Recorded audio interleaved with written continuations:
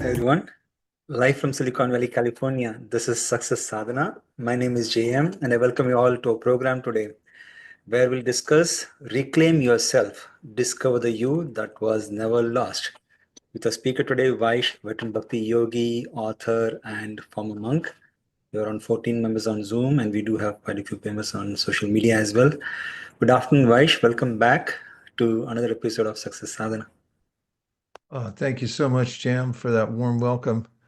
And must say I'm delighted to be back here and great to see everybody here on a noontime show, or at least it is here in California, noon.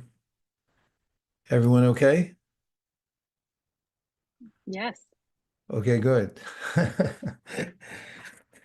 Well, I'm excited about the topic today. Elias is working on it. Oh, me too. Always trying to work on it. It's constant work, right? So good to see you. And we're going into a topic which is perennially discussed, reclaiming yourself. And I love the subtitle, today's program, which is Discover the You That Was Never Lost. That sounds hopeful, doesn't it? Have you ever been in a situation where you thought you lost something and then you found it? Or you did lose something technically because you couldn't find it, and then you found it. It's a great relief.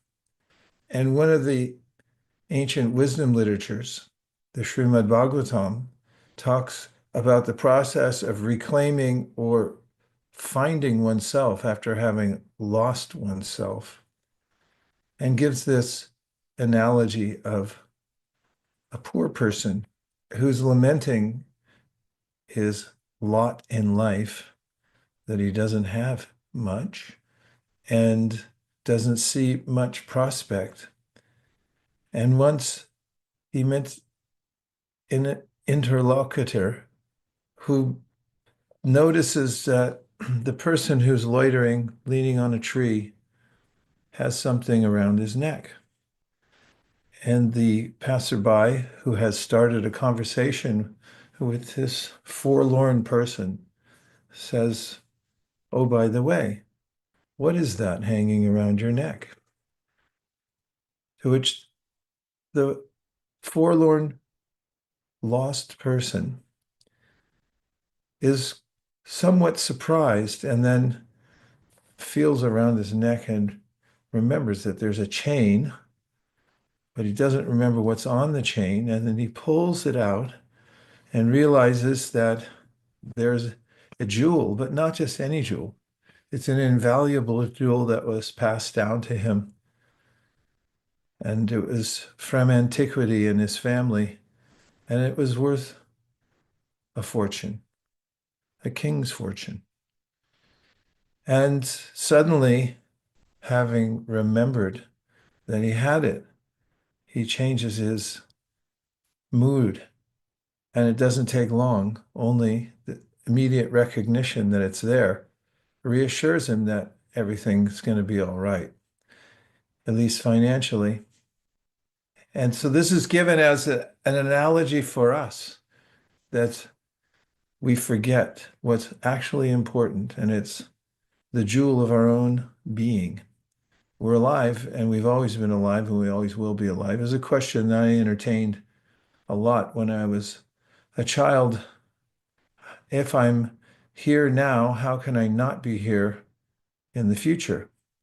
That, wouldn't you say, relates something to do with selfhood, which is philosophized about quite frequently. Oftentimes, nowadays, people have various philosophies about the self, not just nowadays, historically as well. And one of those ideas is that we don't have a self, or if we do, it's only an epiphenomenon that appears and then disappears, for instance, like a bubble on a wave that comes in onto the beach, and you may see the bubble and it seems to be an entity, but as soon as it pops, it's not there anymore. this is a sense of self that some people have, that it's a temporary manifestation of some combination of the material elements that somehow or other renders that individual unit conscious, or that individual unit perceives selfhood, and it's not actual, it's only a passing phenomena. Other people have ideas about the self being eternal, but it comes into existence at a particular time. This also is untenable, because if something's eternal, it always existed and always will exist, and it exists now. A metaphor that is quite helpful in understanding the bhakti tradition that comes from the ancient wisdom literatures, and which teaches that the self is substantial, so substantial that it has always existed. It exists now and it will exist in the future. That is, our personhood is a real thing. It's not a phenomena that comes because of a chance meeting of certain elements, and then once those are again in flux, then our sense of self is lost. Rather, the example of the sun is given, and that the sun is there and the sun rays are there, and they exist simultaneously. So similarly, the Srimad Bhagavatam says that our original source, which we would, in the metaphor, which would be the sun, and we are also co-eternal, because we're part of that original whole that's fully conscious and fully independent. That is, it has free will. We similarly have same qualities, except in minute quantity. The sun has all the power and we have minute power, but we both have personhood. So the theory behind what I'm going to talk about today is that personhood is real. It's not an epiphenomenon. It's not ephemeral. It's not coming and then going. It's always there. What's coming and going is our perception of ourself, or I'll restate that, our misperception of self. We look at the mind, which is more or less like a movie screen, and we see our life situation. We develop a persona in looking at our mind, and we subscribe to that as, this is me. And as I go through my life situation in that drama of our lives, the life situation that we're in, and we see that it's changing, we think we're changing. Another metaphor about the changes of life is given in the wisdom literatures about the moon. The moon is whole, it's always whole, but to our vision, it's changing. Every night it changes, a little bit at a time. It's either waning or waxing. And we could compare our minds to the moon. And when we're looking at our minds and we're misidentifying ourselves as a persona, which is manifested in this world, and part of our persona is that we've taken on a particular body and mind, but when we misidentify ourselves as that body and mind, and it's changing, we think we're changing. We might even think, I'm young. Or we might even think, I'm middle-aged. Or I might think, I'm old. I might think I'm dying. But none of these is true. Because the self is jewel-like. It is not subjected to the changes of the world. It's only our misidentification with them. This is the opinion of the Bhagavad-gītā and the ancient wisdom literatures, but it's also an opinion of modern psychology, specifically Jung, who I'll be comparing and contrasting today I'll be comparing and contrasting Jung's ideas about selfhood with the Bhagavad-gītā. So first and foremost, looking at a slide number 2, we have what you are is satisfying and beautiful. Now, proof that we misidentify our self as the body, we would hope that the body and mind is satisfying and beautiful, but good luck with that, because no one's ever satisfied with his or her state of mind or the state of one's body, because it's always changing and it's disconcerting. Well, at least we may discover that we never feel quite whole when we consider ourselves our body. So here are a few of the tenets of self-discovery through Jung and the Bhagavad-gītā. 1, who you are beyond your name, job, personalities, and memories is something substantial. So both the Bhagavad-gītā and Jung ask this question, ask us to consider this seriously. Who are you? Now, what about your name? I see that almost everybody here has a name, or at least a couple syllables that represent your name. Where'd you get them? Well, when you were born, probably your parents, unless you were abandoned somewhere, somebody else did it for you, thought of a name and they signed it on a birth document, and then they came in and told you many times, here's your name. You get a name tag when you're born. But think about that. Who are you really? You're a traveler. You came into a body and you came out of a mother's womb, and you're really a nondescript entity at that time until somebody comes along and claims you and says, this is who you are. This is your name. Your name's Shiva. Your name's Radha Kripa. Yours JM. Mine was William. There are all these labels. But do you get to keep that name? No. When you leave this body, that name tag will be obsolete. Of course, if you're really famous, you might be in history for a little while, but not forever. Eventually, people will forget that name, and it'll move on, and so will you. And the second tenet, self-discovery through Jung and Bhagavad-gītā. These are parallels. Reclaiming yourself is not creating a self, but uncovering the eternal self that already exists. You're not creating a self. This creation of self takes place on a psychological level. It's not the essence of who we are, however. What do I mean by that?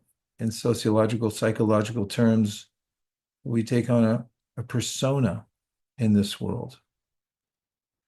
What are some personas we take on from the time that we're born? I'm not going to do all the talking today.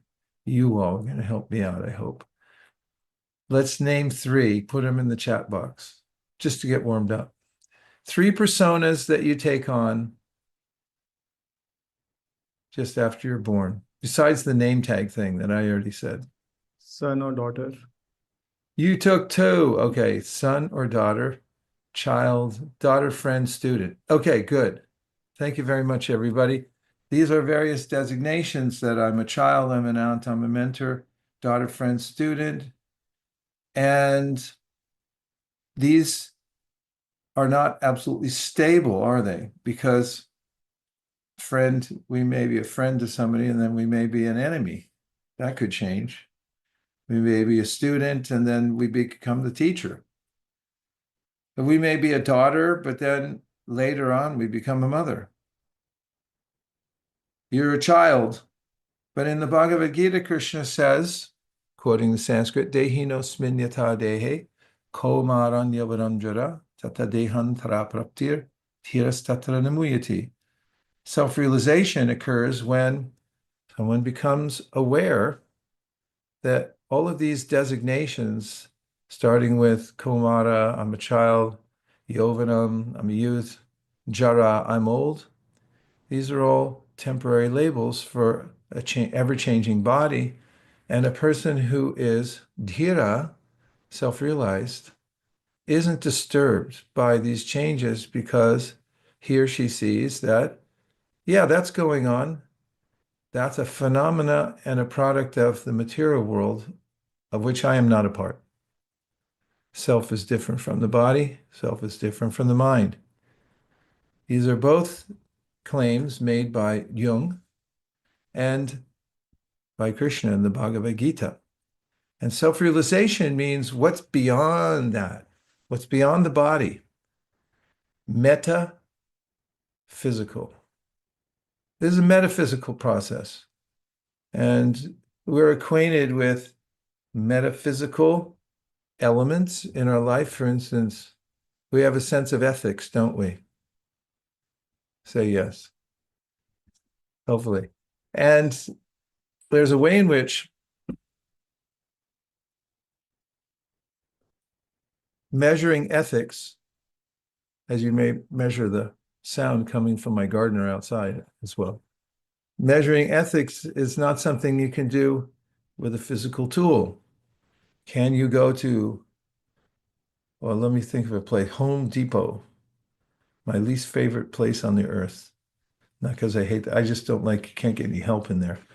Home Depot, and good luck asking for any help. And if you could find help, if you asked him for a meter that you could hook up to yourself or somebody else to measure their level of ethical responsibility, what would they say? No, we don't have that.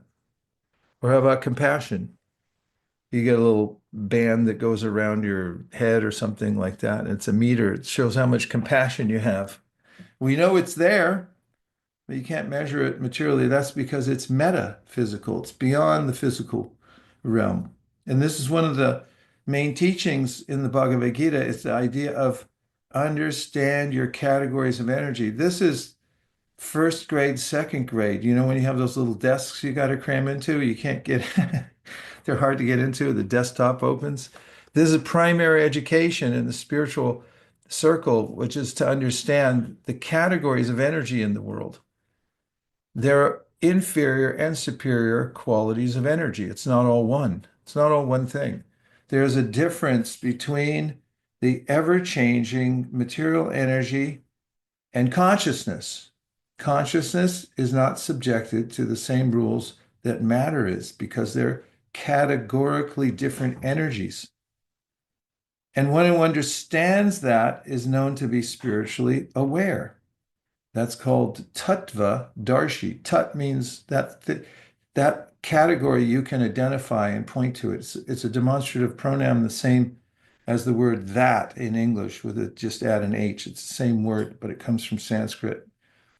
And if you understand those differences, you can also understand that the material energy is identifiable as ever-changing, whereas the self, the conscious self that we are, is eternally a fact, and it doesn't change. So Jung says the same thing that Krishna says in the Bhagavad-gītā, which is reclaiming yourself is not creating a self, but uncovering the eternal self that already exists. To me, that's good news, because creating a self sounds difficult. I mean, if it's hard putting together an IKEA cabinet, which I just will not do, I'll pay whatever extra there is so I don't have to read those directions, I guarantee you. What to speak of assembling a self? And that's what we do constantly in this world. That's why we're always so confounded, because we're always trying to create a self. What is my relationship now when I go to kindergarten with all these other kids that I never met before? What about in fifth grade? How do I adapt? Should I wear jeans or corduroys, or should I wear shorts? Who should I be like? Which identity should I take on now? And throughout our lives, trying to create a persona based on the material body and mind is extremely troublesome. And what to speak of the fact that it's untenable, you can't hold it. Whatever identity you have now, it will be diminished, it will change, it'll be lost completely at a certain point. So this is one of the tenets of the teachings of Jung and the Bhagavad-gītā. And finally, we have this statement: modern psychology and ancient wisdom both address this with beautiful parallels and profound differences. So let's go into a few more of them. The problem, losing the self. This is our problem. We've lost ourselves.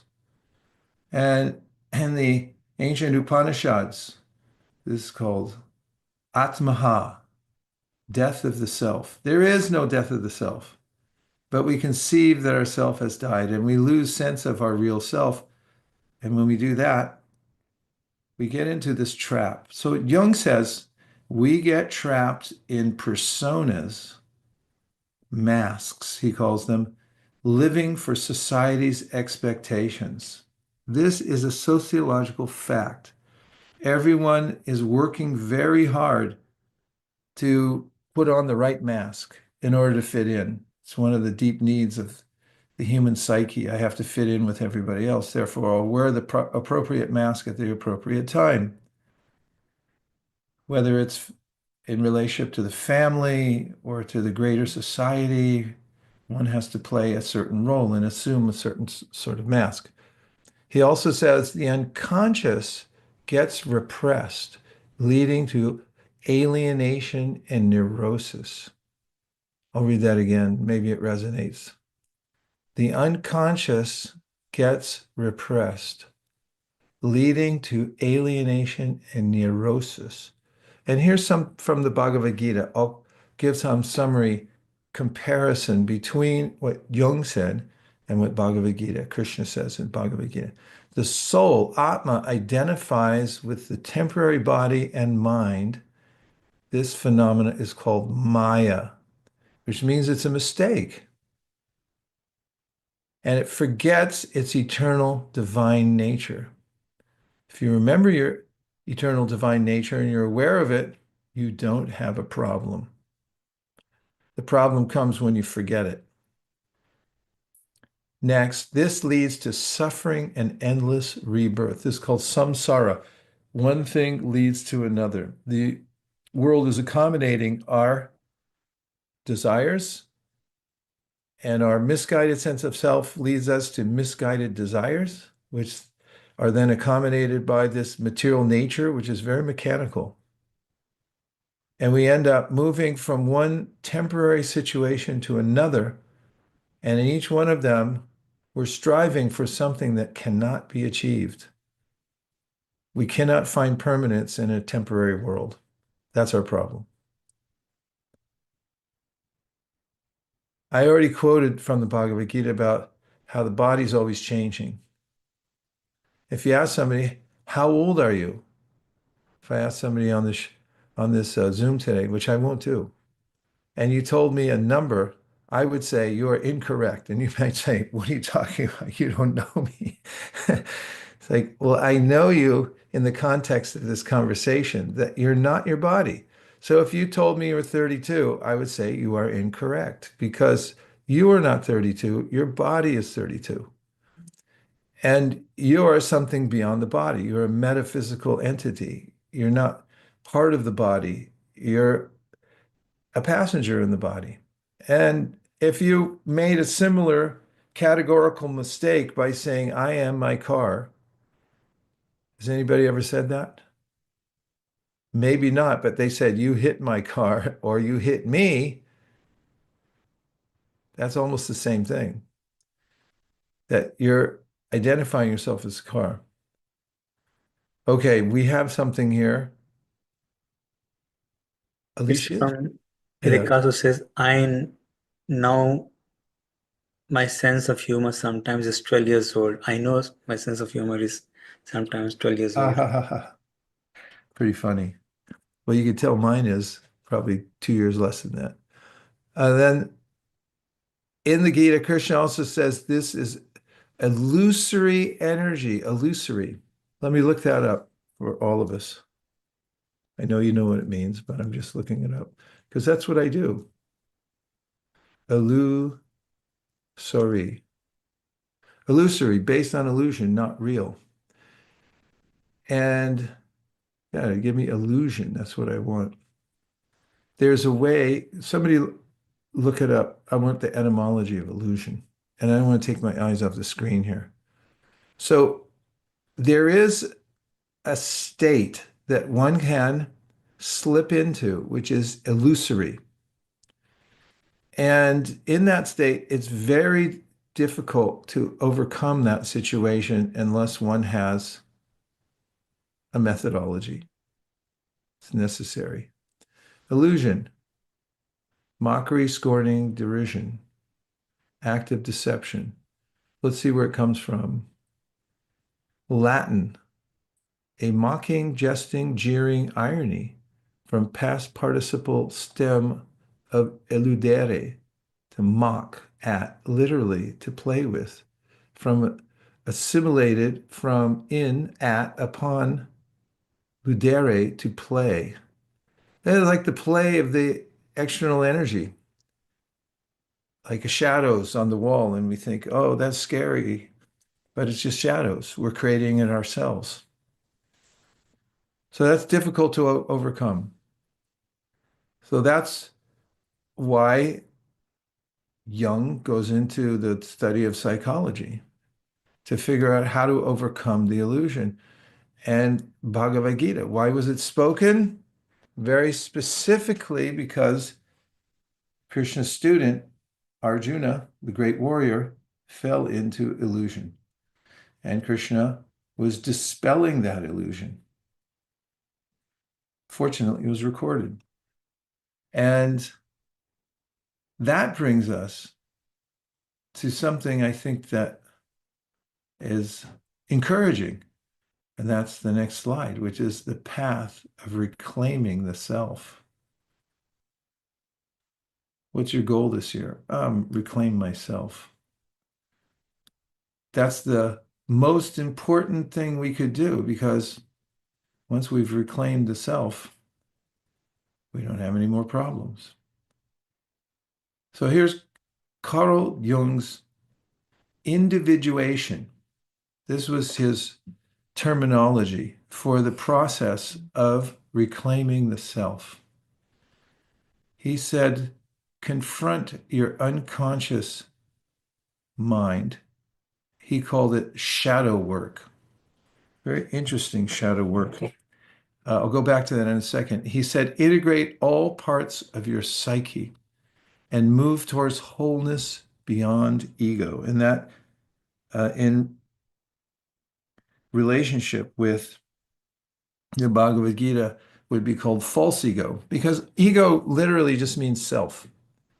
And we are a self, so you can't give up the self. But you can't have a false sense of self. And that's technically what Jung means in this point. Okay. LV gave misleading, unreal, erroneous. How does one integrate their shadow? Well, SI, and I don't know how to say the rest of your name because I don't know what it stands for, but that's what I'm going to talk about now. First of all, a couple of quotes from Jung. Conscious confrontation. He talks about acknowledgement and honest recognition that you have a shadow.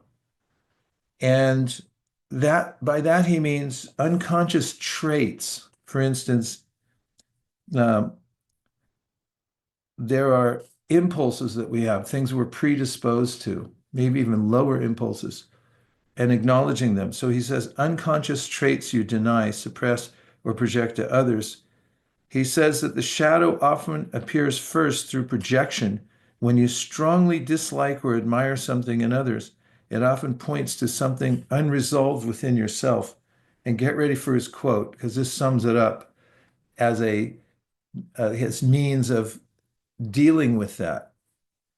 And that is, everything that irritates us about others can lead us to an understanding of ourselves.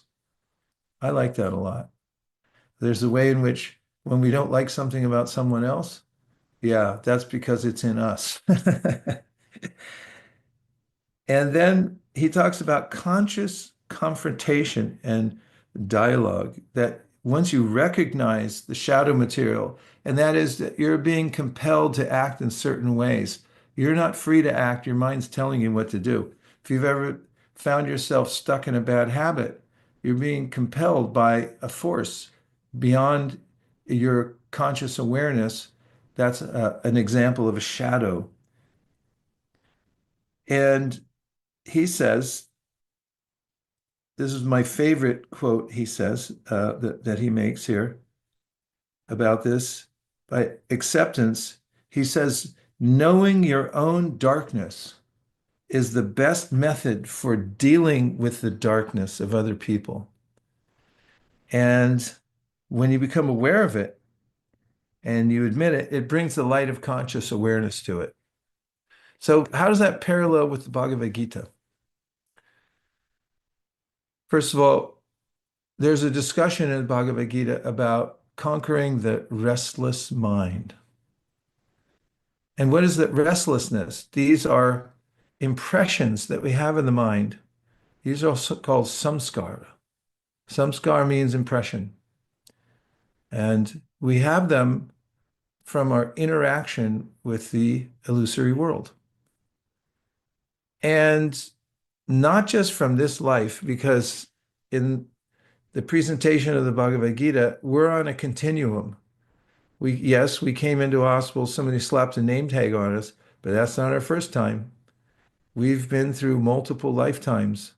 We're travelers. We go from one body to the next, but we take the subtle mind with us when we enter a new gross material body. And when you come into the next body, you still have those impressions from previous experiences. There is empirical evidence to substantiate this claim, although it's not needed if you accept certain axiomatic truths, for instance, coming from the Bhagavad-gītā. Nonetheless, I'll just mention it briefly, not as my main point of reference, but there is a department at University of Virginia that studies a specific phenomena in children where they remember their past lives in a short window of time, a small window of time when they're young. And academically, or I should say, there's a department there which was endowed by a wealthy philanthropist who wanted somewhere in academia that reincarnation be studied. And these children give accurate accounts of their last life, where they lived, who their parents were, the circumstances many times under which they died, and so forth. And these can be traced out. And any pseudoscience has been ruled out because of the discipline in their studies. Okay.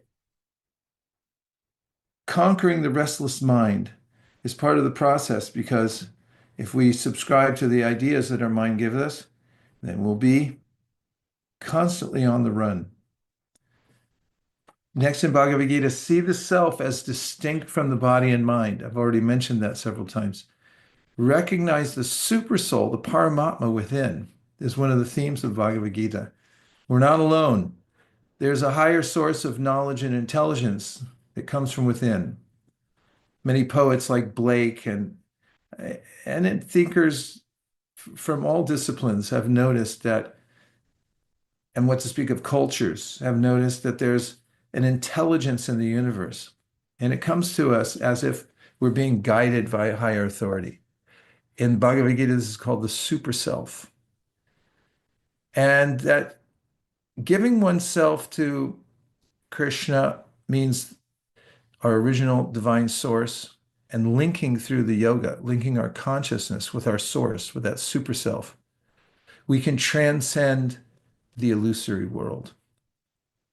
So this goes as evidence to describe how our identity is uncovered and not invented. And I'm going to the next slide, and then I'm going to take discussion and questions, if there are any. The nature of the true self. Everybody ready?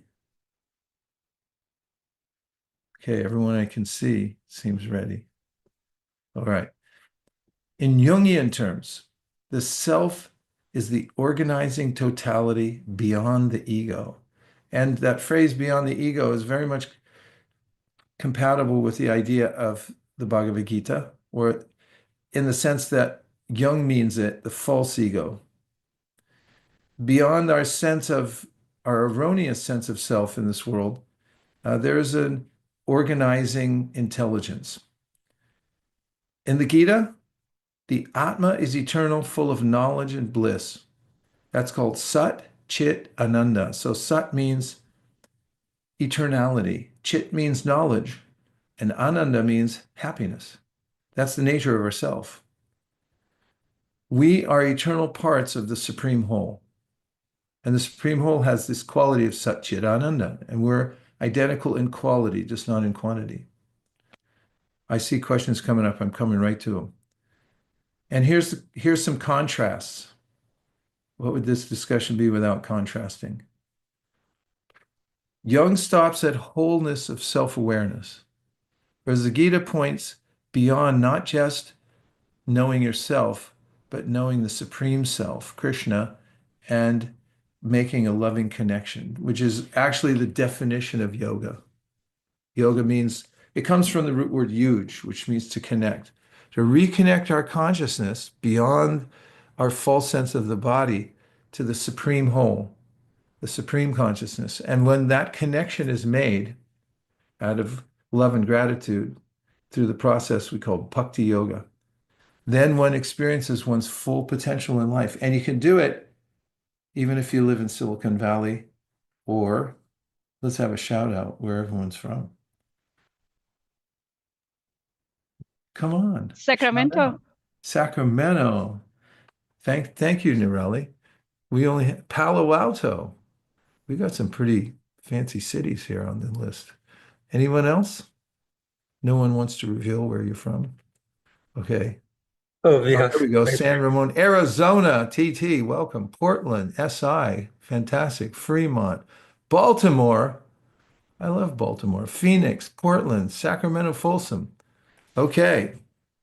Even if you live in one of those places, you can enact the process of bhakti yoga and reconnect with supreme consciousness. And it doesn't matter where you work. It doesn't matter what your hairstyle is. It doesn't matter how much money you have. It doesn't matter what kind of body you have. Well, it helps to be human because humans have a special proclivity for self-realization. But you can achieve it. The main point is to realize your true identity, uncover it from beyond. And after we have a short discussion, or long, whichever, it's up to you. It could be really short if you don't say anything, or it could be longer if you do.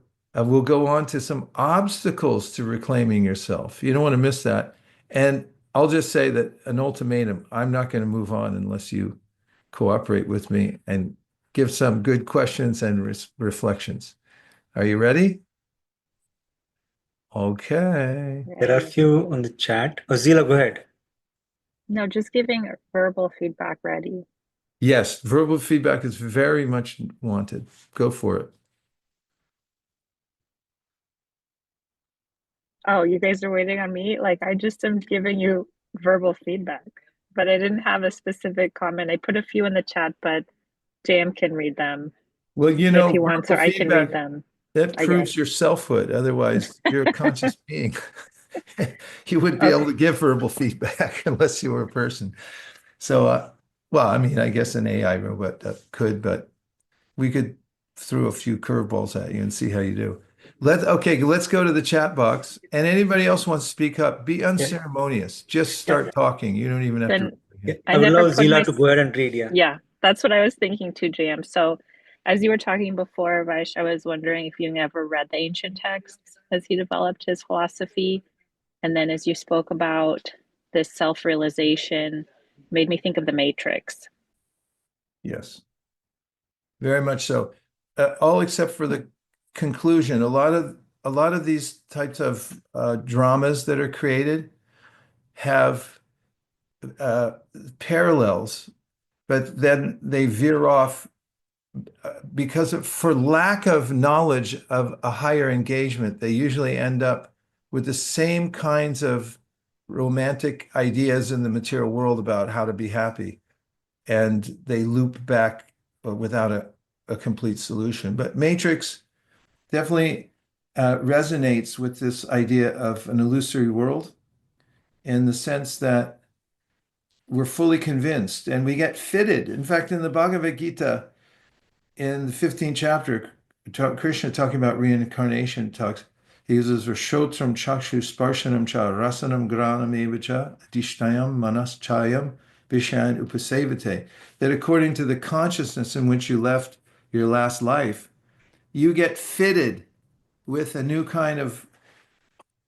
equipment, which means Shotram, ears, Chakshu, eyes, Sparshanam, sense of touch, rasanam, what you can taste, and so forth. It goes on and on from there. All these senses are custom made for you, and you're fitted with them. This body is very fitted, isn't it?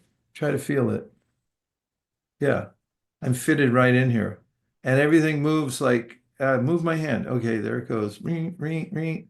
You can move around just by thinking about it. It's mechanical, but you're not mechanical. And then I have this whole sense of an alternative reality. But I don't realize I'm being manipulated. And that's one of the main points of the Bhagavad-gītā. We're manipulated by our own false sense of self. And we go for things that are not healthy for us. And we're exploited by the material nature. So when you become self-realized, you become independent. You're able to rise above the matrix and come to a true sense of your self beyond the fetters of matter. So then we can all get cool like black overcoats and glasses, right? Once we've I'm going to do it on we the next show just to freak everybody out. Don't tempt me now. I'm going to go. Yeah, actually, I have a follow-up question with that. So Yeah.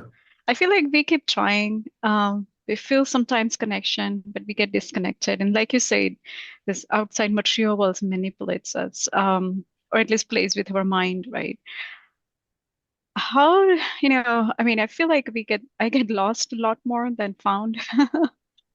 Um, some things come up and feel lost and then come back and trying to find my way back to, like, say, realizing Paramatma and then not the self, and not to worry about how the world is coming about, or how everything going around tragedy or things going. So it's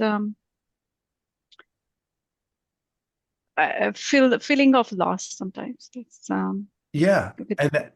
And this is much to the point. Thanks, Nirali. It's much to the point. When we're not connected to the real self. In other words, when we forget, remember the story at the beginning?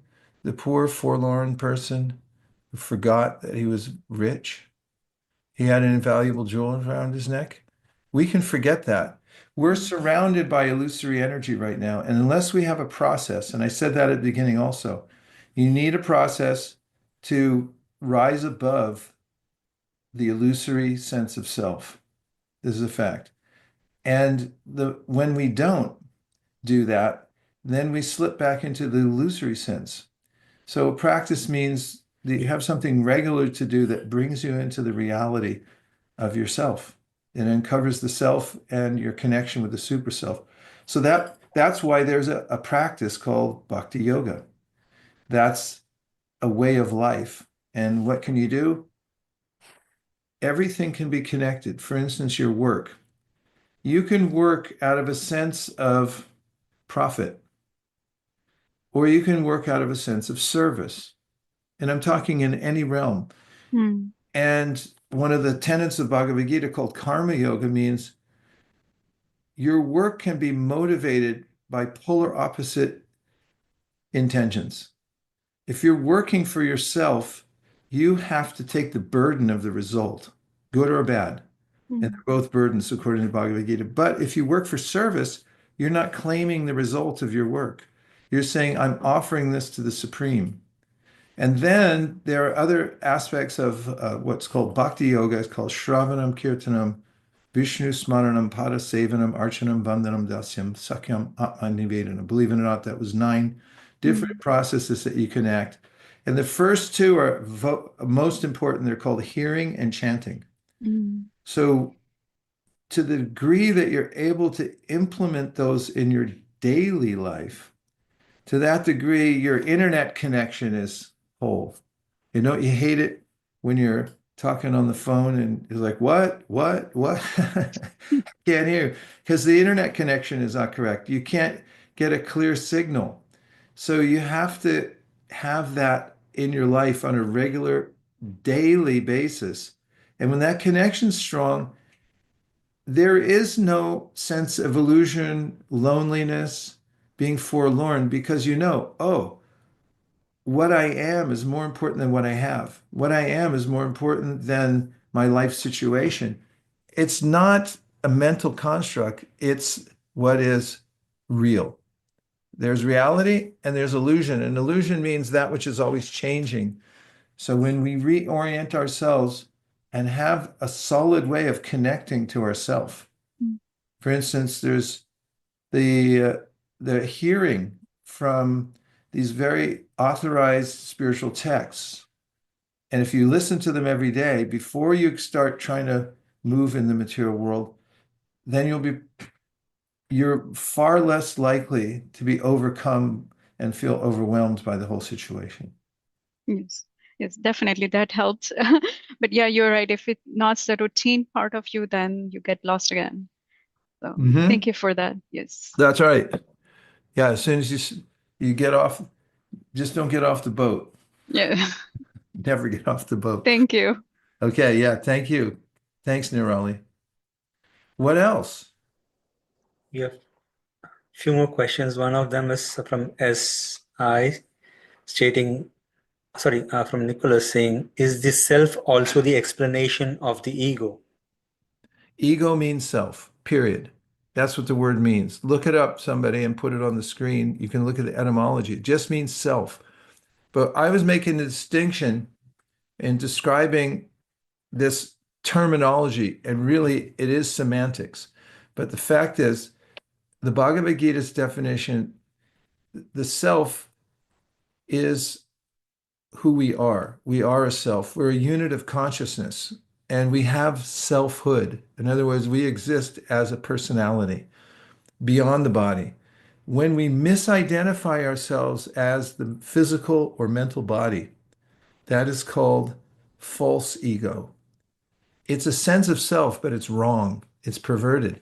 And therefore, there's this distinction between real ego and false ego. What satisfies us is when we come to the sense of real ego. Who am I really? Beyond the assumed identities of this world. I mean, one person you can interview, go out for an interview today, take a microphone and a little tape, not a tape player, you won't be able to find a tape player. Use your use your smartphone and just interview as many living beings as you can on your block. That's your homework for today. And say I walk out the door and I meet my gardener who's right outside. I can hear her clipping out there. And I say, who are you? And she'll say, I'm such and such from so-and-so. And then I'll walk a little further and I'll see a cat. And I'll say to the cat, who are you? And he goes like, what are you talking about? I'm a cat. And then I might meet a dog and I'll say, who are you? I'm a dog. But these are all, according to the Bhagavad-gītā, these are false designations. Because what's a dog can become a cat in the next life, and what's a man become a woman in the next life, or even in this life. I mean, the body is malleable. It's always changing. And what's young now, I'm a young man. Oh, just wait a few years. You're going to be old. It just, you can't put your finger on it. That's the sense of falsity that bewilders us in this world. Hope that helped. Thank you. I was just reminded of a story. A spy had gone to an enemy country and in a different name and shape, etc., to hide its identity and collect all the intelligence, always in constant anxiety of not being caught. And once he returned to the country and shared the story of how he successfully evaded, and he was very relaxed and he can share all the stories now of how he tricked everyone and etc. So I was just, that came to my mind when you were reflecting how when we identify with try to pretend, we become very anxious. Thank you. Yes, sorry, please. No, please go ahead. As I said, isn't Krishna or the higher self or Krishna just an idea? Where's the question? The question is, isn't Krishna / the higher self just an idea? No. Their ideas are physical, but they're subtle physical matter. And beyond that category of energy, material energy, there's another category of energy, which is called internal or Vishnu Tattva, which is beyond the material energy and beyond the thought world. And it is that's substance, it's real substance and it's reality. So the theory of Bhagavad-gītā is that there are different categories of energy. And what you can conjure in your mind is not necessarily reality, because the thoughts that you conjure are combinations and permutations of your experiences. And this would be coming from what Jung talks about as the shadow mind, and the shadow aspect of yourself, which is the conglomeration of all the experiences you've had in this world that are being recreated in your mind in different combinations and permutations. And if you conjure something, it's different from the actual thing itself, which is reality. And when it comes to the reality, the higher energy, that is substantial, whereas the lower energy, including the thought world, is not. It's constantly changing and morphing into other things. Just like when you dream, you might have an idea that you're being chased by a tiger, and then a few minutes later, you're chasing the tiger, or the tiger turns into a movie star, and then you're friends with the movie star. These are all ideas that are constantly changing, whereas reality doesn't change like that. There's activity and variety in reality, but it's a different experience altogether than the thought world. JM, I have a few more slides. I know if I don't finish them now, I may never do it. Let me try, and then we'll take the last couple questions.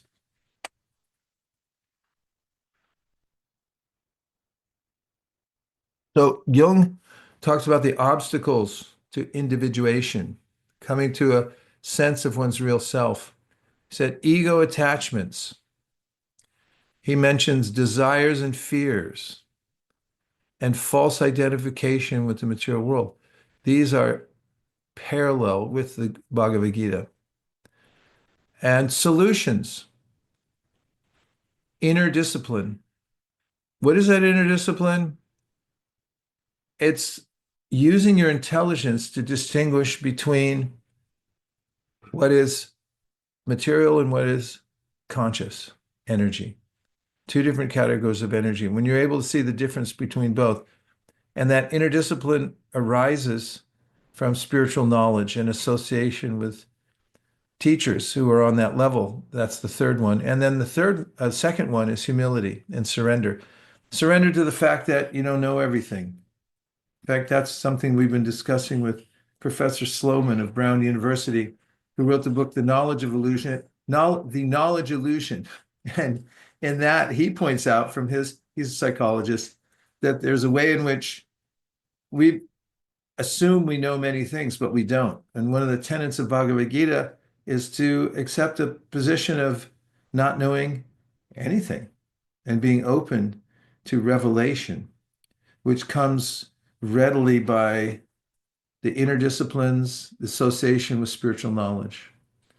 And finally, the result, freedom and fulfillment. What's in it for you? Well, Jung said, individuated person is authentic. And they're integrated, that is, they have comprehensive knowledge of what's what, and they're free from unconscious bondage. I like that phrase. What do you think?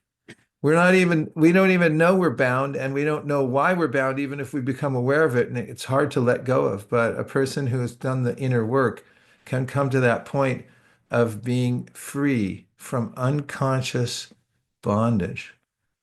Bhagavad-gītā, self-realized soul is peaceful, fearless, joyful, and reunited with Source, Krishna.